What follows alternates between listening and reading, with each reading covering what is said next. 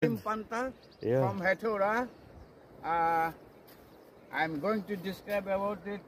River, its name is Rapti River. Previously it was called Ratnavati River during the Mahabharata time. Okay.